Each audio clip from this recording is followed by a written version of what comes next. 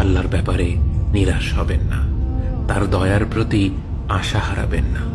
যখন কোনো বান্দার জন্য দুনিয়া সংকীর্ণ হয়ে আসে, বিশেষ করে যখন আপনাকে মানুষ পরিত্যাগ করে, এবং বিশেষ করে এমন কেউ যার উপর আপনি আস্থা রাখতেন কিন্তু সে আপনাকে নিরাশ করেছে, আপনি আল্লাহর পরে তার উপরই আশা রাখতেন অথচ সে আপনাকে লাঞ্ছিত করেছে, সেই সময় জেনে রাখবেন যে আল্লাহ চাচ্ছেন আপনি তার শরণাপন্ন হন।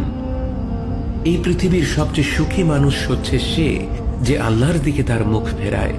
এই পৃথিবীর সবচেয়ে সুখী মানুষ সে যে আল্লাহর কাছে তার হৃদয় সমর্পণ করে। মনে রাখবেন যে আপনার একজন মালিক রয়েছেন যিনি আপনার প্রতি আপনার নিজের নফসের থেকেও দয়াবান, যিনি আপনাকে ভালোবাসেন এবং ভালোবাসেন যে আপনি তার কাছেই আশ্রয়ের জন্য ছুটে যান আর তাকেই আপনার দোয়ায় ডাকেন। জেনে রাখবেন যে একমাত্র আল্লাহর প্রতি দৃঢ় বিশ্বাসী আপনার জীবনের সংকীর্ণতা দূর করে প্রাচুর্য এনে দিতে পারে, অন্ধকার দূর করে আবার আলোকিত করে দিতে পারে।